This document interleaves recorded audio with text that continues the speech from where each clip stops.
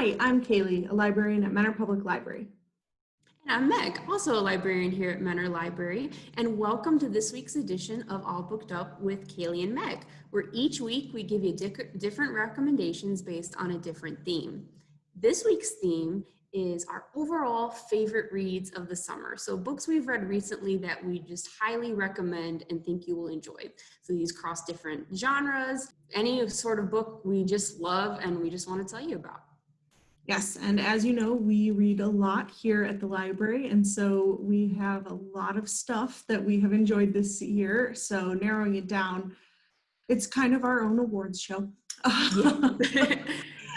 And all of the books that we talk about today are available through the library for the physical editions, the audiobooks, as well as online through Libby and Hoopla. All right, so I'm going to begin, and my first book came out a couple years ago, and it's called Long Way Down by Jason Reynolds. And this is a compelling book told in free verse about death, grief, and the unwritten rules that drive certain actions over generations. Now, the background of me reading this book, I love Jason Reynolds, and I first heard him speak at actually the convention that they hold each year for librarians. They held one last year in Washington, D.C., and I got to go, and he was the keynote speaker. And man, he is not just a good storyteller in book form, like in written format, he is a great oral storyteller. He was so captivating and so kind that as soon as I heard about this book, I'm like, it was on my list of things I wanted to read. So I finally got around to reading it this summer, and it is absolutely gripping. It is about this 15-year-old boy named Will, and sadly his 19-year-old brother, Sean, has just been shot and killed. And him and his mother are both grieving, and it's a pain unlike Will has ever experienced before in his life. In the midst of this pain, Will is reminded of these 3 rules that his brother Sean enforced in him from a young age, and that everyone in his neighborhood abides by unquestioningly. And the 3 rules are: you don't cry, no matter how much it hurts, no matter how much you want to. You never snitch. And thirdly, you take revenge on whoever hurt the person you love. So with these rules in mind, Will is fully intent on getting the person who he believes killed his brother. So he takes his brother's gun, which is hidden in his brother's drawer, and he walks into the elevator on the 8th floor of his apartment building. And he's uncertain, but he's like, I have to do this. Strangely, once he's on the elevator, he begins to experience some strange things. So on each level down on his way to the lobby, a different person enters the elevator. And it's not just anyone, but all people that Will knows. So for example, one of them is a close friend of his brother Will named Buck. Another one is a childhood friend named Danny. And even his dad enters on a different floor. So the catch with all these people that he meets is they're all dead. So these are all dead people on each floor from Will's past. And as you get on each floor, you find that all of these characters are connected, and they're all questioning Will, like, what are you doing this for? And then they kind of reveal to Will some secrets that Will didn't know about, like how they died and the circumstances of the relationship to Will. So it's super page-turning read, thrilling. And it really made me think, and I just love Jason Reynolds because he has such empathy in his writing, and really made me think about viewpoints in a way I didn't before. So it's a great book. Well, now I have to read it. You do. And it's interesting, so it's in free verse, huh? Yes, it's in free verse. So each page is like, it'll have it's kind of sparse looking, and it'll have a different pace to each page, to each floor. So yeah, it's definitely a rhythmic book that has a real great rhythm to it. So I love it. That's very interesting. Yeah. Well, my first book, completely different than all of these. It is called Devolution by Max Brooks. And it came out, I want to say either April or May. And this book was just awesome, scary, weird, and like unputdownable. Nice.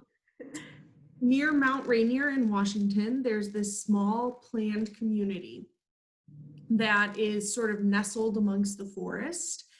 And they are basically like supposed to be a model for what the future of green living should be.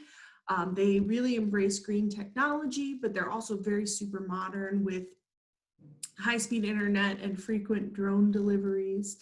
But their location means that they're not super easy to get to right away. They're secluded, so they get to commune with nature and enjoy all of that. And they're a very tight-knit community because it's a very small community. Well, new to this is Kate and her husband, who have just moved here to this very already established neighborhood that's all very secluded, as I said. And this book is told primarily from Kate's found journals, because at whatever point this book is taking place, tragedy struck in the past, and Kate's journals are all that remain of what happened. So it's got that little spooky vibe right there. But it also, it is like piggybacking on this natural disaster that occurred. So Mount Rainier erupts, and the eruption causes this community to be completely trapped. There's only one road in and out of their town, and they very much rely on the high-speed internet access, which is interrupted because of the eruption. So this huge eruption happens, and they're panicking because they can't get out, but at the same time, it's okay, they have enough food, they have supplies, they have gardens, but little do they know that with the eruption, it has brought down beasts that no one has expected. And so this is told through Kate's journal, interviews with experts, family members of the residents, and the book keeps you on edge to see exactly what happens in this isolated village. It really hooked me. Yeah. And I've recommended this to several people already. And the author also wrote the book World War Z, so it's told in kind of that similar sort of like found information way, which is a really cool technique for telling a story. And it's fiction, but it just feels so realistic. Oh. And I do have to give a plug for the fact that I did listen to this as an audiobook, and it has a full cast of characters. So a lot of voices were really familiar to me, and I had to look it up and see, like, there were some actors who I've seen in movies and TV shows who voiced different characters in this book. Wow. Yeah, that sounds great. I am an avowed lover of audiobooks. So with different narrators, that sounds really interesting. And also it'd be cool to get into like books with monsters and stuff again. Ever since I was 7 and watched Signs, M. Night Shyamalan, I've been scared of that kind of stuff, but maybe now's the time to get into it again. So yeah, but so my book is to make a completely different direction. So this is a fun episode. It's totally different. Mine is for anyone who's a fan of Anne of Green Gables. This is a book about one of the most famous characters from that series, Marilla. The full title is Marilla of Green Gables by Sarah McCoy. So just to start things off, I've always loved Anne of Green Gables, starting with the 1980s mini TV series with Megan Follows. I still rewatch that to this day. So if anyone's not familiar with that series, just to give a little bit of context, it's about orphan Anne who goes to live on this farm, Green Gables, on Prince Edward Island in Canada. And she just changes the lives of everyone around her that she meets. And really, Marilla is one of the characters that I think she impacts the most, because at the beginning of the series, Marilla is this terse, aloof character, and gradually over time, Anne's warmth and forwardness, I think, kind of wins Marilla over. So she's very beloved, I think, for that reason. But in that series, which I need to give props to L.M. Montgomery, I didn't say that at the beginning, she wrote the original Anne of Green Gables. In that original series, she alluded to a previous heartache that Marilla had in her younger years, specifically referring to John Blythe, who fans of the original series will know John Blythe is the father of Gilbert Blythe, the main love interest in Anne of Green Gables. So there's a history there between Marilla and John Blythe that Montgomery really doesn't go into. She just kind of hints at it throughout the series, and you're kind of left wondering, wanting to know what happened. So this is where Sarah McCoy comes in, and I think she does a brilliant job of respecting the character that Ellen Montgomery created, but breathing new life into it and kind of filling in those gaps we've always wanted to know about what happened to Marilla as a young woman. So it starts when Marilla's around 13 years old, that she's already living on the Green Gables farm with her family, her brother Matthew and her parents, and her mother has just died.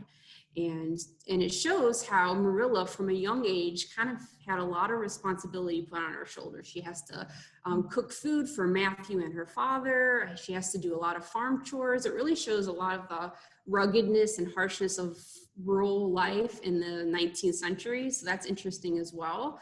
McCoy, the author, also inserts a lot of new original characters that I think breathe life into Marilla's story, such as Marilla's aunt, who comes to visit Marilla to help her take care of the family when her mother first dies. So, and then of course there's next door neighbor John Blythe, who is, I believe, just as, if not more swoon-worthy than Gilbert. So anyone who loved that part of Anne of Green Gables, I think will certifiably love this book. So yeah, and then McCoy even goes into some political aspects, like the burgeoning suffragette movement in Canada at that time. And I think she kind of gives an interesting spin on what Marilla's outlook would have been on that movement. So maybe something you wouldn't expect. So overall, just a really interesting book. I love historical books, but this one especially just because it's related to a series I love so much already. So you don't have to know Anne of Green Gables so much to read it, but you'll really love it if you love Anne of Green Gables.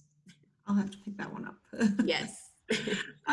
So my last one is, again, just completely different. We picked such different books. I know. Is called The Honey Don't List by Christina. Okay.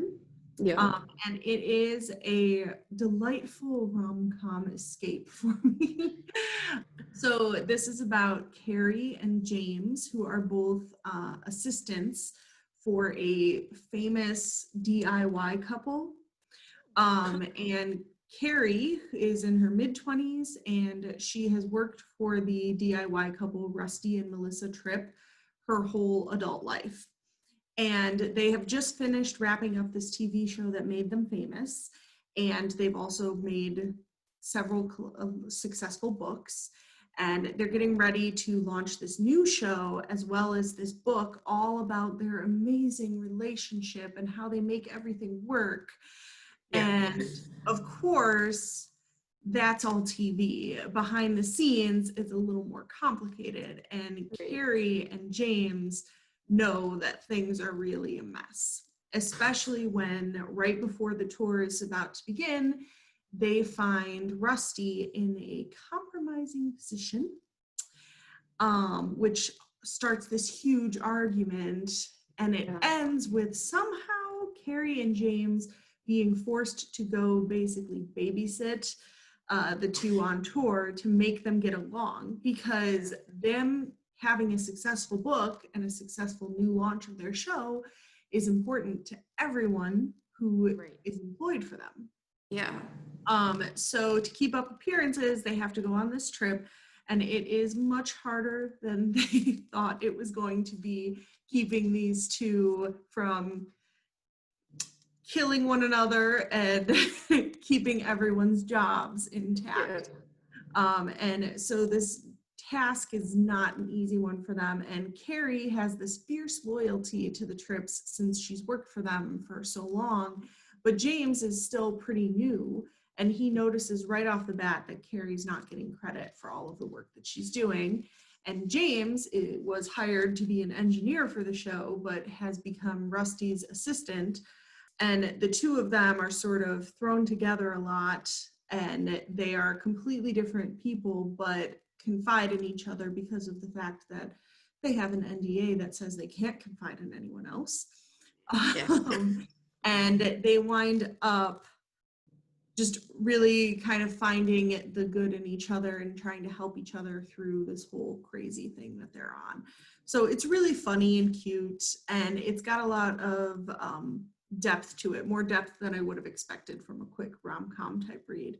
And it also features like lots of talk of home renovations, and I love that stuff. I love that. Yeah, I was just gonna say I love the cultural touchstone. Like when they mention like the couples that do the. I mean, there's so many like HGTV shows like that. It's just bringing to mind so many things, and it just sounds hilarious. It sounds adorable.